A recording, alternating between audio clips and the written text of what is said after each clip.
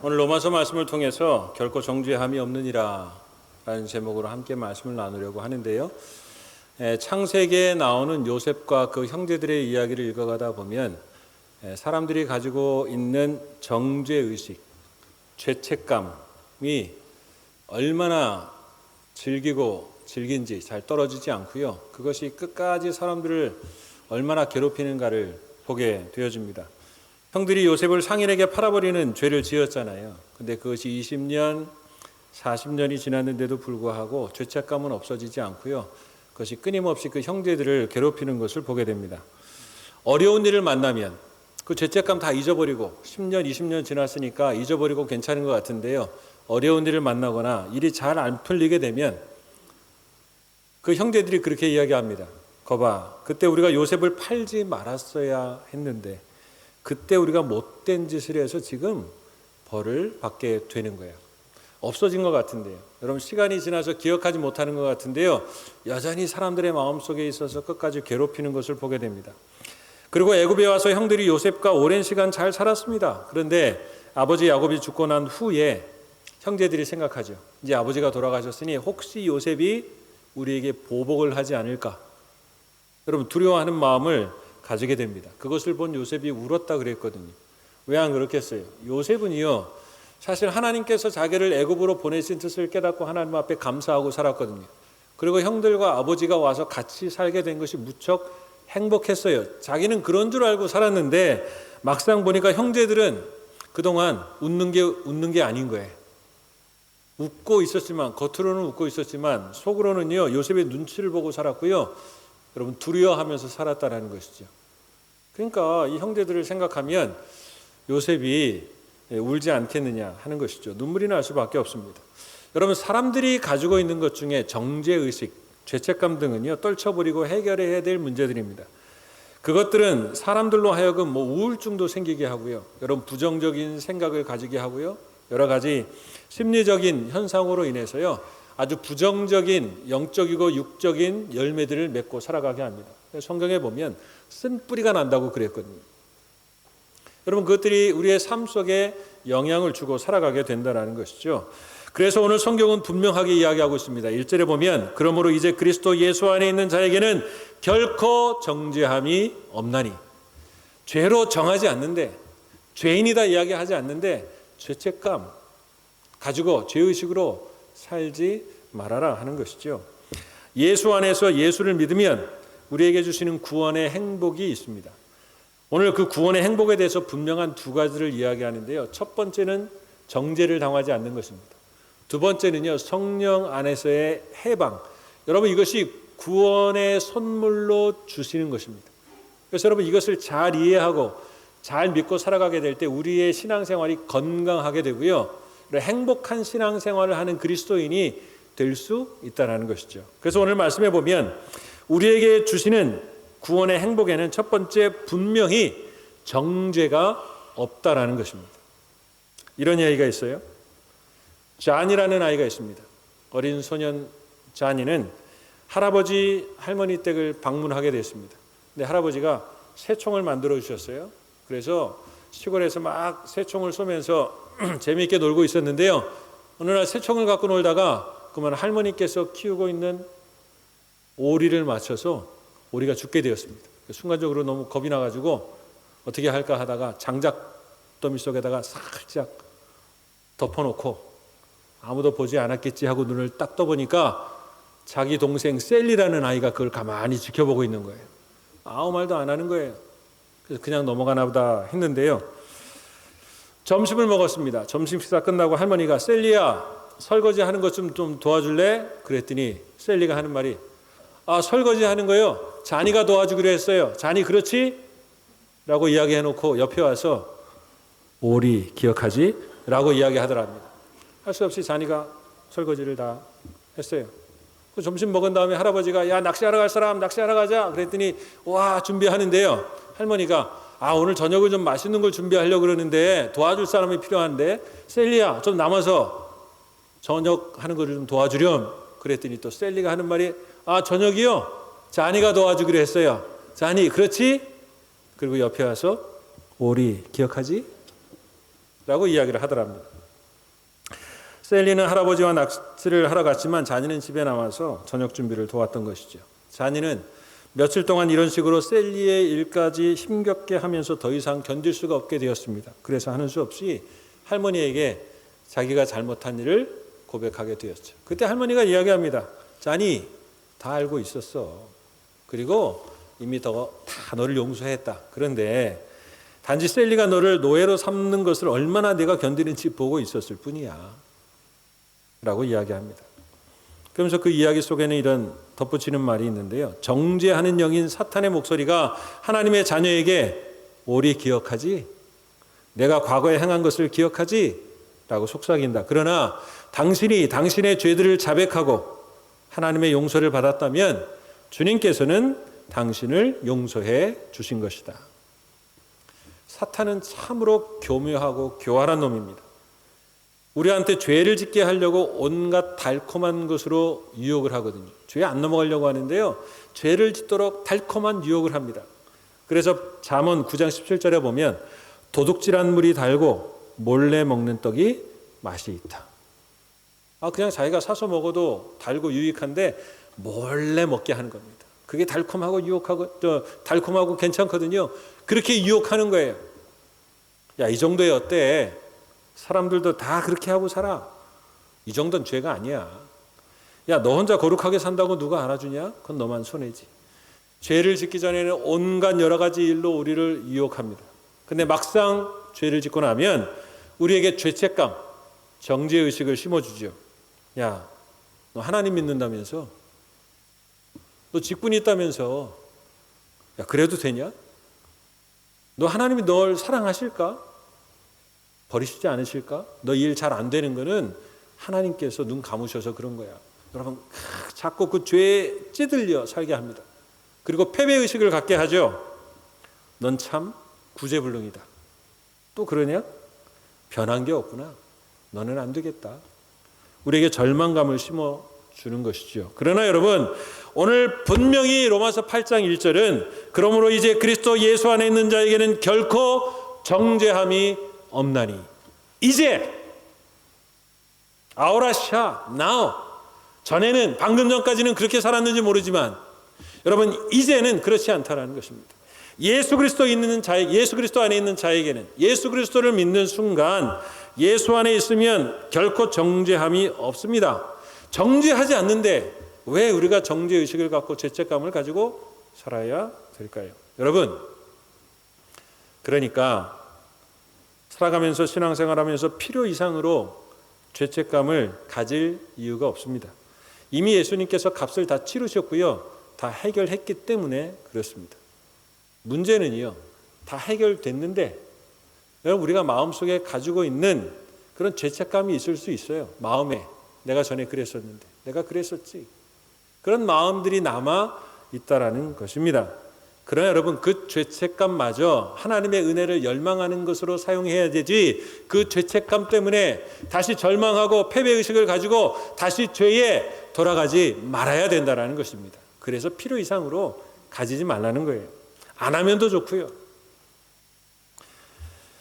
그래서 우리가 은혜가 필요하고 하나님의 사랑이 필요한 존재라는 인정하는 것입니다. 여러분 죄책감은 그 정도면 돼요. 다시 죄로 돌아가서 나는 안 돼. 구제불능이야. 하나님 사랑하실까? 저주의 의식으로 나가는 게 아니고요. 내가 그랬었지. 그렇기 때문에 하나님의 은혜와 사랑이 필요한 존재야. 하나님 은혜를 더해 주옵소서. 그렇게 살아가는 그 정도면 된다라는 것입니다. 사람들은 자기 몸을 스스로 때리는 경우들이 별로 없어요. 거의 없죠. 근데 사람들은 자기의 마음을 때리고 살아가는 경우들이 참 많습니다. 자기에게 화를 내고 벌을 주는 것이죠. 몸을 때리든 마음을 때리면 결국은 아프고 고통스럽다라는 것입니다. 근데 여러분 필요한 만큼만 화를 내면 돼요. 폴 투르니에 박사가 쓴 죄책감이라는 책이 있는데요. 그 죄책감이라는 내용에 보면 핵심적인 내용은 그거예요. 죄책감도 은혜라는 사실입니다. 때는 우리에게 주는 죄책감이 있어요. 근데 그 죄책감 때문에 죄로 돌아갈 게 아니라 그 죄책감 때문에 하나님의 은혜를 더 구하고 살아가는 것이죠. 그래서 죄책감마저도 하나님은 은혜로 사용하는 것입니다. 화와 분노는 나름의 역할이 있어요. 나에게 화를 내고 분노하는 것은 나를 정신 차리게 하는 일이 됩니다. 그리고 다시 은혜 앞으로 나아가게 하는 것이죠. 여러분, 죄책감은요, 그 정도만 하면 됩니다. 그만큼만 하면 돼요. 이미 그리스도 안에서 정죄하지 않았기 때문에 여러분, 나를 죽이는 죄책감이 아니라 은혜 앞으로 인도하는 만큼이면 충분합니다. 하나님이 이미 용서하셨다라는 사실이죠. 하나님은 끊임없이 우리를 용서하시고 새롭게 하시기를 원합니다. 여러분, 구약에 보면 우리가 레위기를 보면서 그런 말씀도 드렸는데요. 여러 가지 제사가 있는데요. 그 중에 하나 속죄제라는 게 있습니다. 죄를 속해주는 제사예요. 이걸 누가 만드셨을까요? 하나님이 만드셨어요. 죄를 지은 우리가 만든 게 아니에요. 내가 하나님 앞에 죄 지었으니 죄를 다 해결하고 하나님 앞에 나가야지. 죄 지은 우리가 만든 게 아니고요.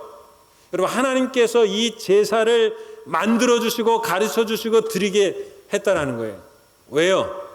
우리가 죄를 지으면 뒤로 숨거든요. 아담과 하와처럼. 하나님 만나기 싫어하거든요. 뒤로 물러가거든요. 여러분, 그 죄책감으로 살거든요. 여러분, 죄를 가지고 그 죄책감을 가지고 결코 인간이 행복할 수 없는 걸 하나님은 아셨어요. 아무리 돈 많고 유명하고 많이 배우고 한다 할지라도 여러분, 그 심중에 있는 이 죄책감이요, 죄의식이요, 사람의 피를 말립니다. 행복하게 하지 못해요. 하나님은 그게 싫으셨어요. 야, 죄 때문에 슬퍼하지 마. 뒤로 물러가지 마. 불행하게 살지 마. 죄가 있어? 내 앞으로 와. 내가 해결해 줄게. 여러분, 보통 드리는 다른 종교의 제사들은요, 여러분, 신을 기쁘게 하는 거예요. 그래서 복을 얻으려고 하는 거예요. 여러분, 다른 신에게 감사하는 거예요. 그런 제사들이에요. 그런데 여러분, 죄를 사해주는 제사가 있다는 건 참 놀랍지 않습니까? 신기하지 않습니까? 우리의 죄인된 사람들, 그리고 그 죄 때문에 고통당하는 우리 인간을 너무나 잘 아셨기 때문에요, 죄를 갖고 살지 말라는 거예요. 해결하자. 해결하고 행복하게 살자. 여러분, 그것이 속죄제 안에 나타난 하나님의 마음이고 사랑입니다. 사람은 결코 죄를 갖고 살아갈 수 없어요. 그 의식을 통해서 죄와 그 모든 죄의식을 해결하고 살아가는 것입니다. 그러니까 여러분, 하나님께서 정죄하지 않으시는데 우리가 그 마음을 가지고 살아갈 이유가 없지요. 여러분, 그래서 구원에는요, 행복이 있습니다. 정죄당하지 않은 행복이 있다는 것이죠. 그렇기 때문에 여러분, 너무 탓하지 마세요. 우리가 흔히 하는 말 중에 내 탓이요 하는 말이 있잖아요. 때로는 필요할 때가 있습니다. 근데 여러분, 너무 탓하고 살지 마세요.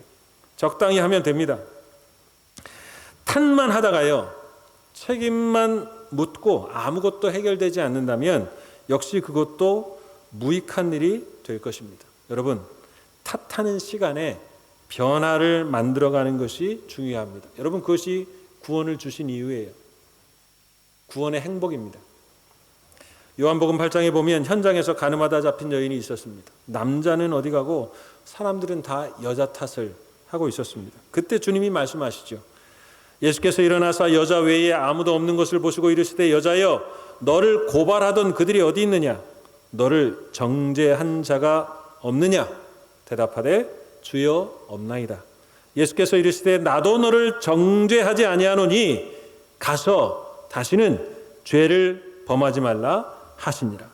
탓하는 사람이 없으니 가서 다시는 죄를 범하지 말라는 것입니다. 여러분, 이것이 중요합니다.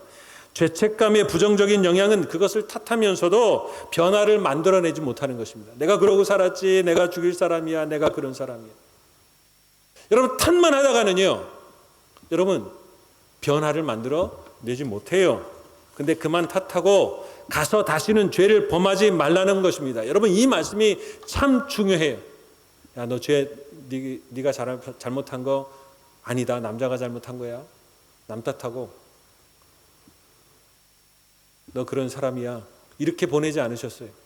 가서 다시는 죄를 범하지 말라. 이것이 정죄하지 않으시며 정죄의식을 갖지 말라는 이유입니다. 너 그렇게 죄를 졌지만 다 잊어버리고 아닌 것처럼 아닌 척하면서 그렇게 살지 말라는 게 아닙니다. 로마서 6장 4절에 이는 아버지의 영광으로 말미암아 그리스도를 죽은 자 가운데서 살리심과 같이 우리로 또한 새 생명 가운데 행하게 하려 하심이라. 여러분, 새 생명 가운데 살게 하시려는 구원받은 자의 은혜고 복이라는 것이죠. 과거에만 매달려 있지 말고 새롭게 나아가라는 것입니다. 내 탓이요, 중요하긴 한데요, 여러분 적당히 하면 돼요. 그리고 다시 새롭게 살게 하시는 하나님의 은혜 앞에 나아가라는 사실입니다. 여러분, 이제 오리는 잊어버리십시오. 할머니의 마음이 어떨까요? 할머니의 용서와 사랑을 가지고 다시 방학 동안에 시골의 즐거움과 행복, 할아버지 할머니와 함께 누리는 행복과 그 사랑을 갖고 살기를 할머니는 바라셨을 거예요. 그죠? 매일 아침 와가지고 할머니, 제가 오리를 죽인 놈입니다. 그거를 숨긴 놈입니다. 그리고 할머니와 할아버지와 함께 사는 것, 시골의 생활의 즐거움을 느끼지 못하고 방학을 지나고 나아간다면, 그럼 그게 할아버지 할머니가 원하는 거겠어요? 원하는 게 아니죠. 오리는 잃어버리십시오. 오히려 그 방학 생활을 행복하게 더 잘 지내게 하시려는 것이 그 할아버지 할머니의 마음 아니겠어요? 하나님의 마음도 마찬가지입니다. 이제 정죄하지 않습니다. 다 용서되었습니다. 거기에 탓하고 끌려 묶여 살지 말고 오히려 새 생명 가운데 주시려고 하시는 구원의 행복을 맛보고 살아라. 오늘 하나님은 말씀해주고 계신다라는 사실이죠. 하나님은 이미 버리셔서 기억하지도 않으시는데 아직도 우리가 가지고 있는 죄책감과 패배감이 있습니까?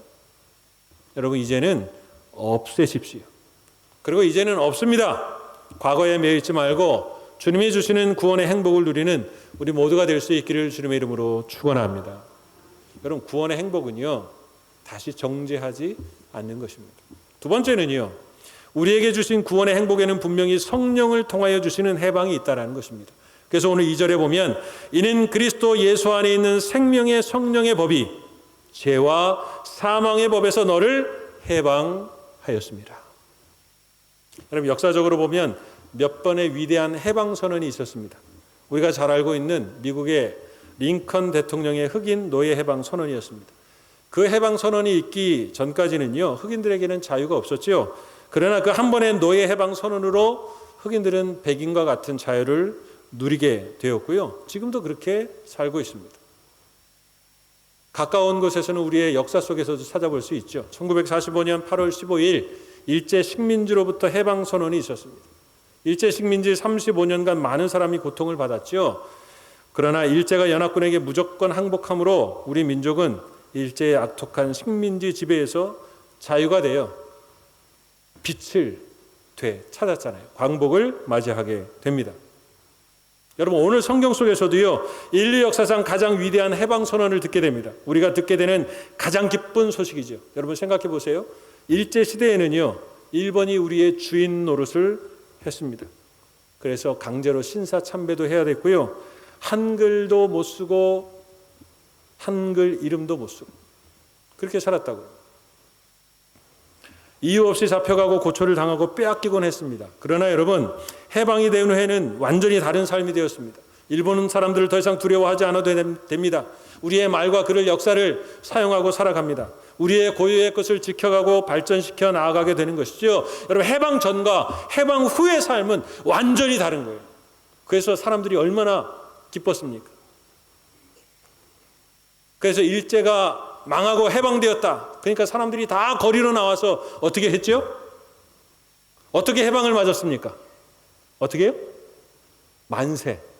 그죠? 여러분, 해방은 그렇게 맞는 겁니다. 만세! 해방은 그렇게 맞는 거예요. 제가 다시 한번 읽어볼게요. 로마서 8장 2절. 이는 그리스도 예수 안에 있는 생명의 성령의 법이 죄와 사망의 법에서 너를 해방하였습니다.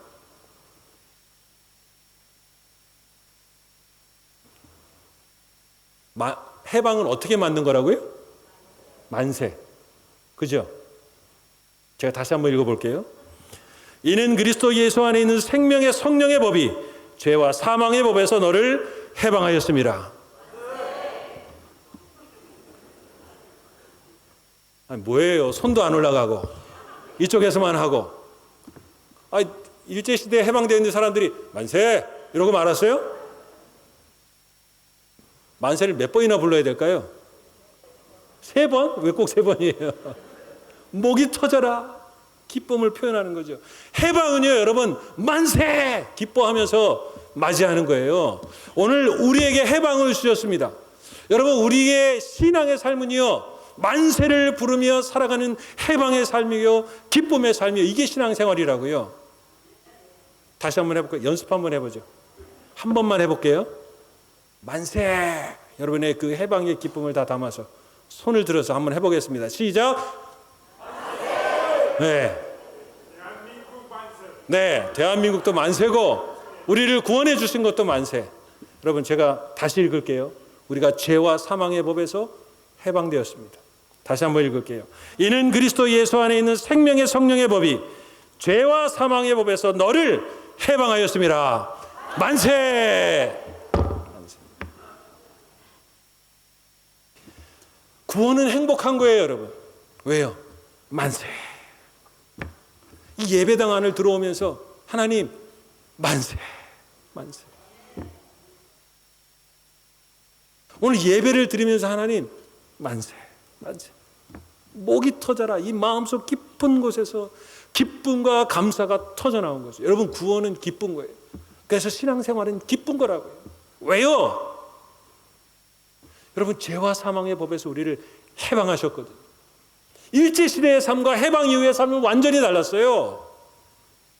그것을 보면 우리의 이 신앙생활은요, 해방 전후가 완전히 다른 거예요.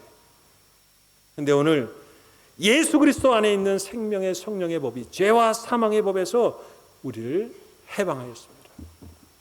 여러분, 신앙생활은요, 이걸 가지고 살아가는 사람, 이 만세를 가지고, 이 감격을 가지고 사는 사람들이, 만세를 부르고 이후에 다시 억눌리지 않는, 죄로 돌아가지 않고 어둠으로 돌아가지 않는 그 삶을 살아가는 게 신앙생활이에요. 그래서 오늘 구원을 주시는 자에게 주시는 행복, 하나는 정죄하지 않으며 우리를 해방시켜 주신 그 기쁨이 우리 안에 있다라는 것이죠.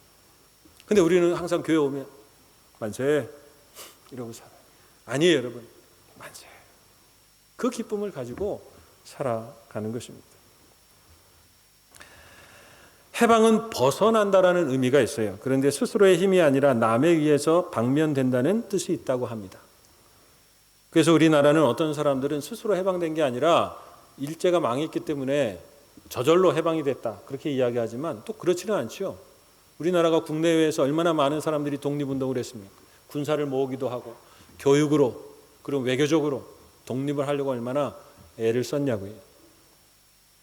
그렇게 말할 수는 없을 것 같아요. 그런 의미로는 말할 수 없을 것 같아요. 그래서 우리는 해방보다는 광복절이라는 의미를 씁니다. 빛이 돌아왔다.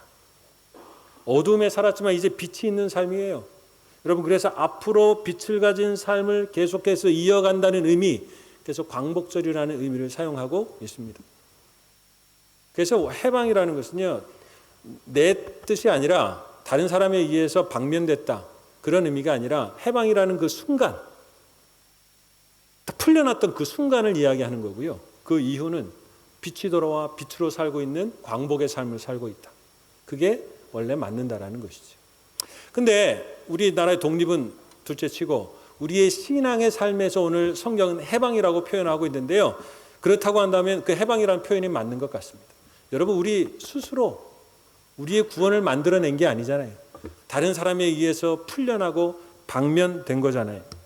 그런 의미에서는 우리 신앙에 있어서 해방이 맞습니다. 우리 구원에 대하여 우리는 어떤 것도 관여한 일이 없고 관여할 수도 없었습니다. 오로지 하나님의 사랑과 은혜와 일하심이었다라는 것이죠. 근데 여러분, 가만히 생각해 보세요. 그래서 어떤 것으로도 그 은혜와 사랑을 되돌리거나 바꾸거나 움직일 수 없다라는 거예요. 우리가 스스로 우리가 해방되는데 우리가 무엇을 관여했다고 한다면, 우리가 다시 무엇을 잘못하게 된다면 우리의 해방이 취소될 수 있습니다. 근데 여러분, 우리가 해방되는데요, 우리가 어떤 것도 한 게 없어요.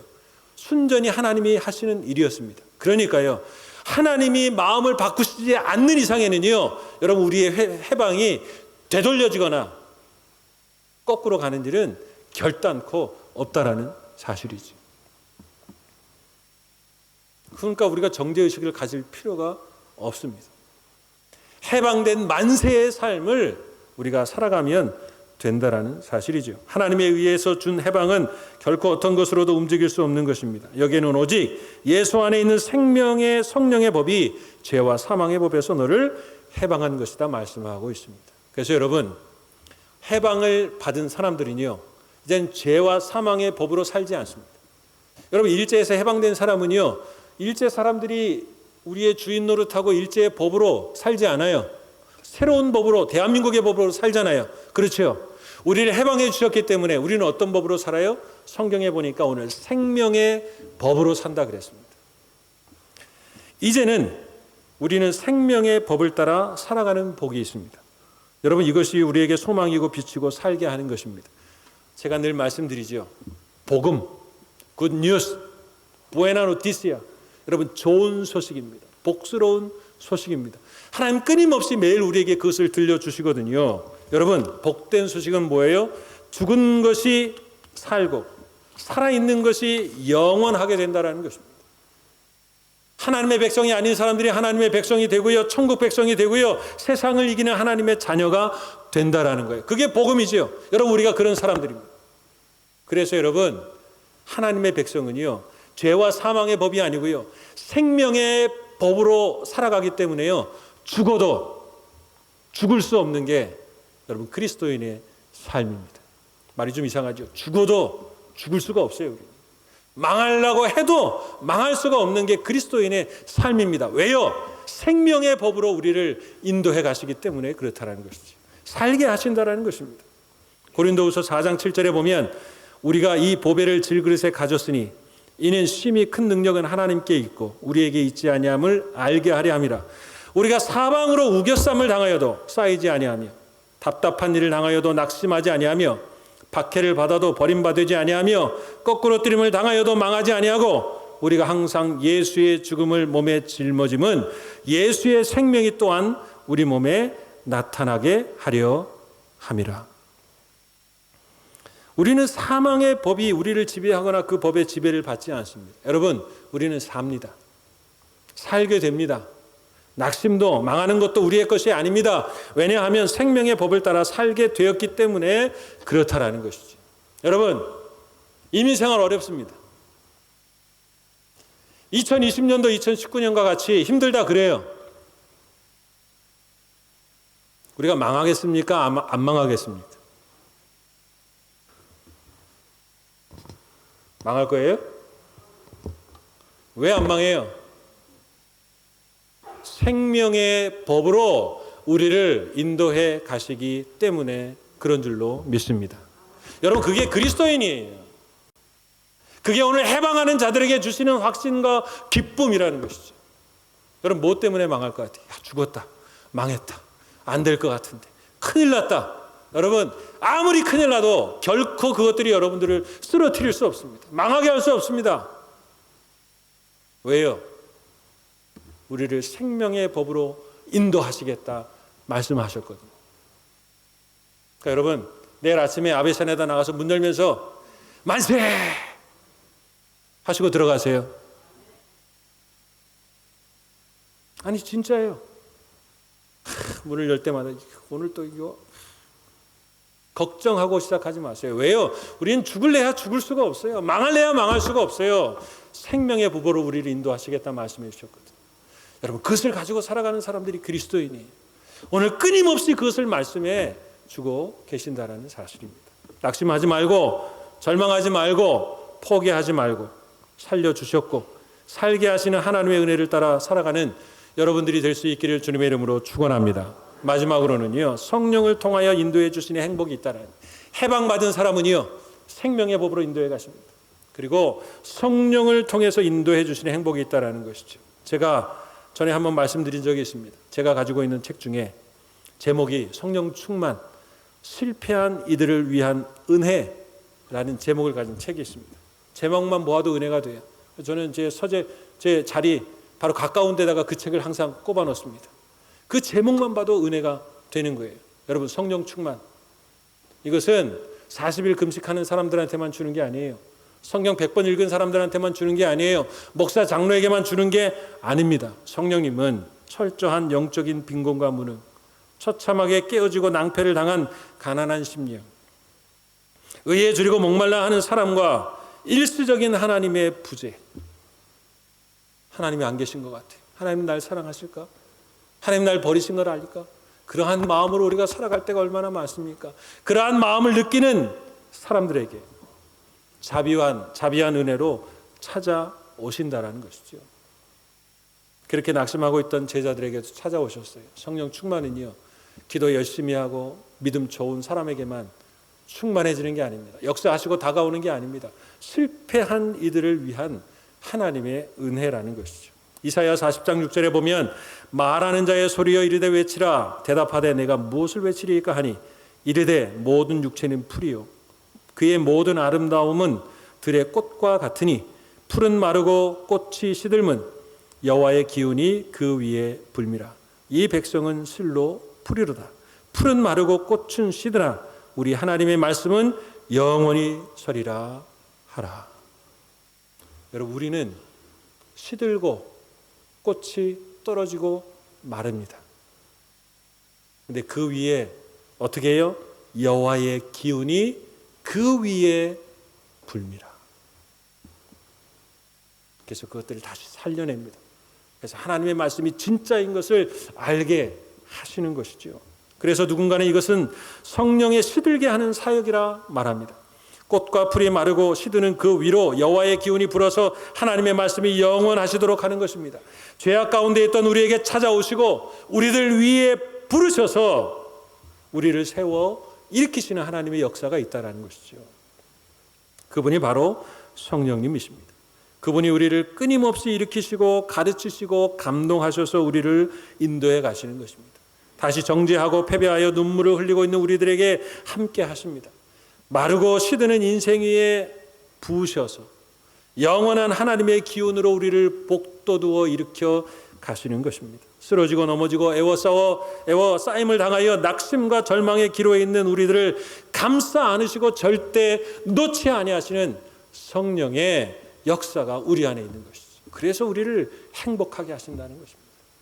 여러분, 그래서 그것이 구원받은 자들에게 주시는 행복이요 기쁨이라는 것이죠. 그래서 로마서 8장 26절 우리가 다 읽지는 않았지만 이와 같이 성령도 우리의 연약함을 도우시나니 우리는 마땅히 기도할 바를 알지 못하나 오직 성령이 말할 수 없는 탄식으로 우리를 위하여 친히 간구하시느니라. 여러분, 구원의 행복은 혼자 고아와 같이 내버려 두지 않으시고 임마누엘로 함께 하셔서 동행하신다라는 사실입니다. 결코 놓지 않으시고 포기하지 않는다라는 것이죠. 끊임없이 정죄하지 않으심을 알려주셔서 자유케 하십니다. 우리가 쉽게 넘어집니다. 이러고 나가도요 또 자책하고 우리가 살아갈 때가 있습니다. 근데 성령님은요 끊임없이 그렇지 않다 우리 위에 부셔서 우리를 일으켜 세우시고 자유케 하십니다. 끊임없이 해방을 선포해 주셔서 구원받은 하나님의 백성으로 살아가도록 우리를 격려하는 것이죠. 만세한 이후의 삶을 살아라. 오늘 우리에게 말씀해 주시는 것입니다. 구원은 우리를 행복하게 하시는 하나님의 사랑과 은혜이고 그 사랑과 은혜 속에서 살아가도록 하시는 하나님의 끊임없는 인도하심입니다. 그 구원받은 자의 삶을 당당하게 누리시고 그 구원의 행복을 누리고 살아가는 우리 모두가 될 수 있기를 주님의 이름으로 축원합니다.